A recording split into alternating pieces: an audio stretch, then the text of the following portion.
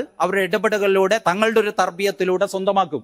എന്നിട്ട് അവരുടെ സ്വാധീനത്തിലൂടെ ആ നാട്ടിലെ ഇസ്ലാമിക പ്രവർത്തനങ്ങൾക്ക് നേതൃത്വം നൽകും. എന്നിട്ട് ആ മൂപ്പനോട് അന്ന് പറയുന്നുണ്ട്, നിങ്ങൾ കാനാഞ്ചേരി പള്ളി പോയിട്ട് നന്നാക്കണം, അത് ശോഷിച്ച് കിടക്കുന്ന പള്ളിയാണ്. എന്നിട്ട് മറ്റൊരു സ്ഥലത്ത് പോയിട്ട് നിങ്ങൾ പള്ളി ഉണ്ടാക്കണം. അപ്പൊ ഇവരുടെ സ്വാധീനം ഉപയോഗിച്ച് ആ നാടുകളിലൊക്കെ പള്ളികൾ ഉണ്ടാക്കും.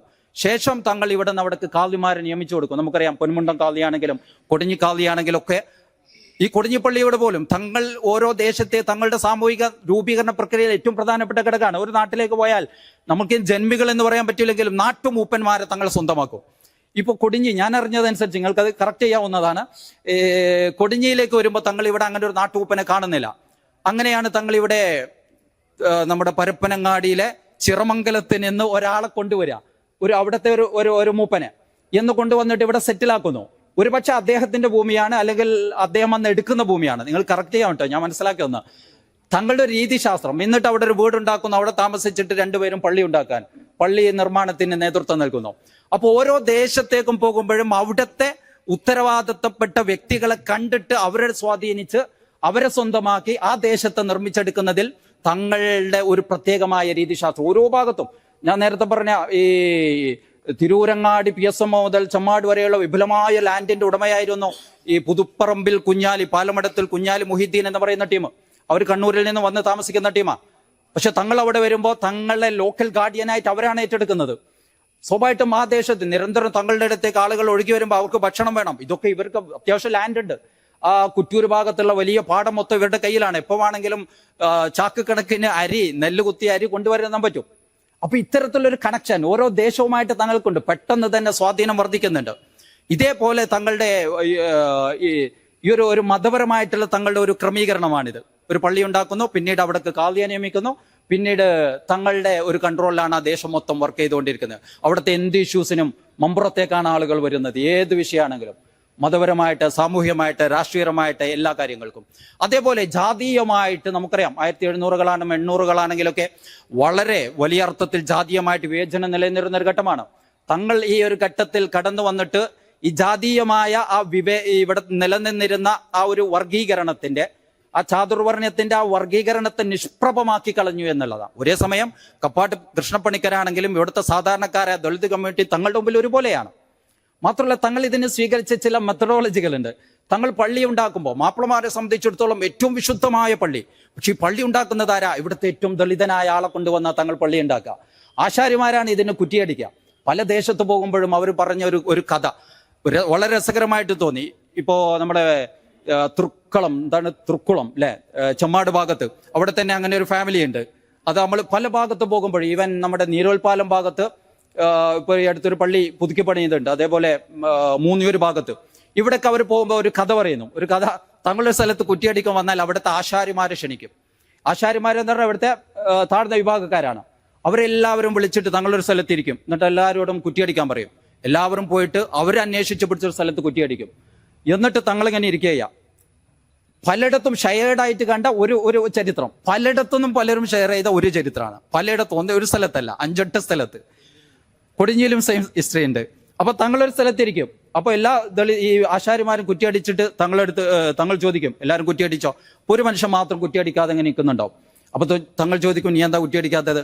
ആളടുത്ത് വന്നിട്ട് പറയും, തങ്ങൾ തമ്പ്രാൻ ഇരിക്കുന്ന സ്ഥലമാണ് ഇവിടെ പള്ളി ഉണ്ടാക്കാൻ ഏറ്റവും അനുയോജ്യമായ സ്ഥലം. അപ്പോൾ അദ്ദേഹത്തിന്റെ തലയിൽ കൈവച്ച് തങ്ങൾ പറയും, മോനെ നീയാണ് ആശാരി, തങ്ങളുടെ ഒരു വരം കിട്ടും. ഇതോട് കൂടിയിട്ട് ആ ഫാമിലി വലിയ അറിയപ്പെട്ട ആശാരിമാരായിട്ട് വരും. ഇപ്പൊ കഴിഞ്ഞ 2 വർഷം മുമ്പ് നമ്മൾ മമ്പുറത്ത് സെമിനാർ നടന്നപ്പോൾ പൊന്മുണ്ടം ഭാഗത്തുള്ള ഒരു തെയ്യൻ ആശാരിയെ ആദരിച്ചിരുന്നു. ആദരിക്കാൻ അദ്ദേഹത്തെ നമ്മൾ പരിഗണിച്ചു.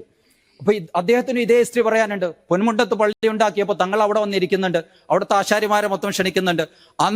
അന്ന് തങ്ങൾ കൈവച്ച് അനുമോദിച്ച ആശാരി ഇദ്ദേഹത്തിന്റെ ഫാമിലിയാണ്. അദ്ദേഹം ഇന്നും പറയുന്നത്, ഇന്നും ഞാൻ ആ ഒരു അനുഗ്രഹം ആസ്വദിച്ചു കൊണ്ടിരിക്കുന്നു. മലബാറിലെ ഒരുപാട് പള്ളികൾക്ക് ഞാൻ കുറ്റിയടിച്ചിട്ടുണ്ട്. ഇന്നും ഈ അടുത്താണ് പൊന്മുണ്ടം പള്ളിയിൽ പുതുക്കി പണിതത്. അതിന് പോലും അന്ന് അവിടെ കമ്മിറ്റി ക്ഷണിക്കുന്നത് ഇദ്ദേഹത്തെയാണ്. ഇതുപോലെ തൃക്കുളം ഭാഗത്ത് ഒരു ഫാമിലി ഉണ്ട്. ഞങ്ങൾ അങ്ങനെ അന്വേഷിച്ചപ്പോൾ നമ്മുടെ പല ഭാഗങ്ങളിൽ രാമനാട്ടുകാരെ ഒരു ഫാമിലി ഉണ്ട്. അദ്ദേഹത്തെ അന്വേഷിച്ചപ്പോൾ ഞങ്ങളുടെ ഫാമിലി ഇതേപോലെ അമൃതങ്ങളുടെ ഈ ഒരു ആശീർവാദം കിട്ടിയ ഫാമിലിയാണ്. അദ്ദേഹം പറയുന്നത്, എൻ്റെ ഫാമിലിയിൽ അവസാനത്തെ ആശാരി ഞാനാണ്, എനിക്ക് ശേഷം ഒരു പക്ഷേ ഇനി ആശാരി ഉണ്ടാവണമെന്നില്ല. ഓരോ രീതിയിൽ നമ്മളെക്കാളും തങ്ങളെ മനസ്സിൽ ഏറ്റി നടക്കുന്ന ഒരു തലമുറ. ഇവിടെയും ഇതേ കഥയുണ്ട് എന്ന് പറഞ്ഞു അല്ലെ. ഇവിടെയും ഈ കുറ്റിയടിക്കാൻ വന്നപ്പോൾ സെയിം ഒരു ഹിസ്റ്ററി.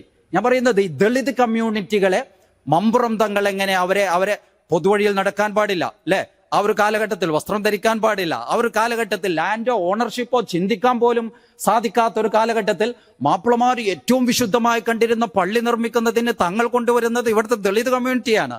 നമ്മൾ ഓർക്കണം, ഇവിടെ ഉണ്ടായിരുന്ന വിവേചനത്തെ നിഷ്പ്രഭമാക്കി കളയുന്ന തങ്ങളുടെ ഒരു രീതിശാസ്ത്രങ്ങൾ.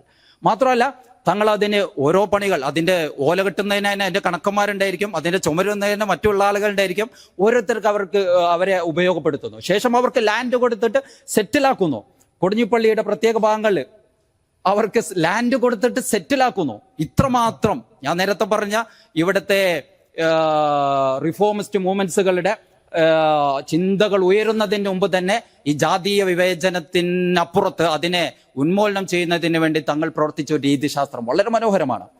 അപ്പോ വിപുലമായിട്ട് തങ്ങൾ അന്വേഷിക്കും തോറും ഇത് ആഴ്ന്നു പോകുന്ന ഒരു ചരിത്രമാണ്. നമ്മൾ എത്രമാത്രം കുഴിക്കുന്നുണ്ടോ അത്രമാത്രം ഇത് ആഴത്തിലേക്ക് പോയിക്കൊണ്ടിരിക്കുക. അപ്പൊ ഞാനിവിടെ അവസാനിപ്പിക്കുന്നു. അത്രയും വിപുലമായൊരു വിഷയം.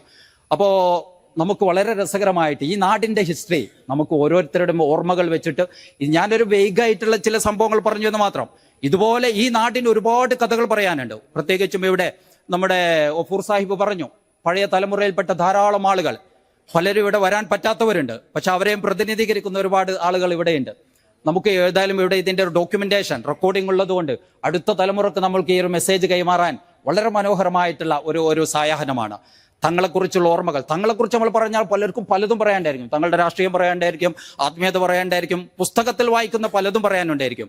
പക്ഷെ നമ്മൾ അതല്ല ഇവിടെ പറയുന്നത്. ഞാൻ ചെറിയൊരു ഒരു കൺട്രോൾ, തങ്ങളെക്കുറിച്ച് പറയാനുള്ളതെല്ലാം പറയുക എന്നുള്ളതിലപ്പുറത്ത് ഈ ദേശത്തിന്റെ ഹിസ്റ്ററികളും തങ്ങളെക്കുറിച്ച് ഓർമ്മകളിലൂടെ വന്ന കഥകളും നമ്മുടെ ഉപ്പാപ്പമാരിലൂടെയും ഉമ്മാമാരിലൂടെയും വന്ന കഥകളും ഈ പരിസരങ്ങളിലുള്ള ധാരാളം ഒരുപക്ഷെ നമ്മൾ ഇന്ന് പറയാതിരുന്നാൽ അസ്തമിച്ചു പോകുന്ന കഥകളുണ്ട്.